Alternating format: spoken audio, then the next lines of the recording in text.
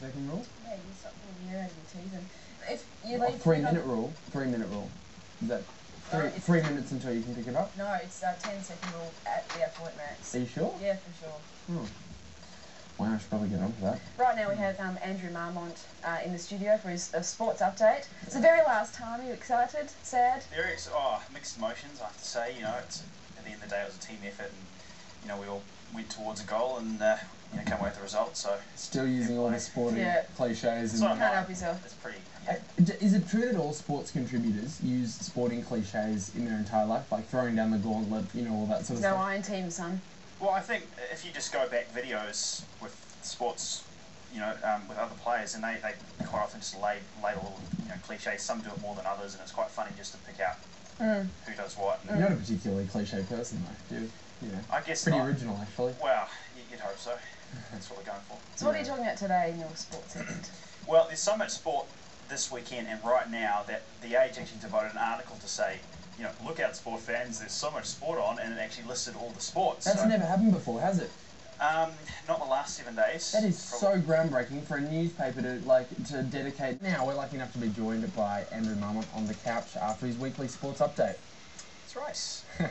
So much sport, guys. It's crazy. It's crazy. We've already mentioned how much sport there is. I know. We'll just sort of time to get along to the sport. Okay. Well, what sort of takes your interest at the moment? We've got the Ashes cricket, the second test. Yep. England doing pretty well. It was pretty close the other day when there was the threat of Australia had to get in order for them to win had to get the final batsman from really not articulating this very well. England out and then come in and beat their score, but they didn't. England, Monty Panesar stayed at the crease. I really shouldn't bother talking about cricket because I don't know. Were you a massive sports fan when you were little? Like, what sports did you partake in?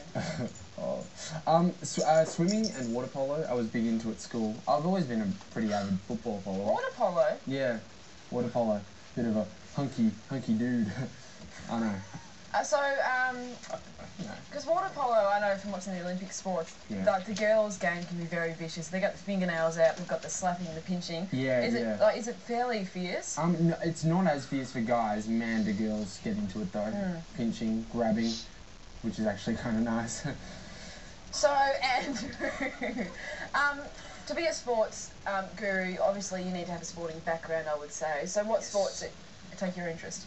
Well, I played rugby union for one match. I can't actually remember what happened. I think all I remember is some guys passing it to me, and I passed it to someone else, and that was it. And some guy kicked it at the end. Since then, I've played cricket since I was 5, and that's sort of been what I've done for the whole time. So just love it to pieces. So isn't that kind of what rugby union's about though? Passing and getting it to the end. In school, like 5-year-old, then that's what we'll learn. Just pass the next guy, the guy that will kick it, and it's like you've done your job. So not contact or whatever. I can't remember any contact. Maybe there was a contact, and I'm still remembering it. Right, you blocked it out. Yeah. What about you? Were you a sporty person? I was the hockey goalie for 6 years. Oh really? Yeah. And the one time that they got me to go on field and have a practice, the teacher threw the ball into the middle of the oval, and 2 girls went running with their sticks right into the middle. Yeah. And one girl's gone swing, and she's hit me on the other end, and I got knocked out for about 5 minutes. The first time I'd ever played on field. Wow. So clearly why I was the goalie. Did you have like a big KO on the screen, like in boxing? No, but they didn't have an ice pack or anything, and all the girls were laughing their heads off at me, like crying with laughter, because I had this egg on my head. Yeah. It was just horrible. Did you mind being pounded with balls each week? Sorry? Like, in hockey goalie, pounded by it was a lot of fun, actually. Balls. Yeah, it was very satisfying taking one for the team. Yeah? Taking one for the team? Yeah. I'm sure. Yeah. So, thank you so much, Andrew, for doing your sporting Thanks so much, guys. It's been fantastic. I've really enjoyed the last 10 weeks of hearing about what's going on in the world of sport. It's been a lot of fun. Put it there, pal. High five. There you go. Catch up later. Right back after this.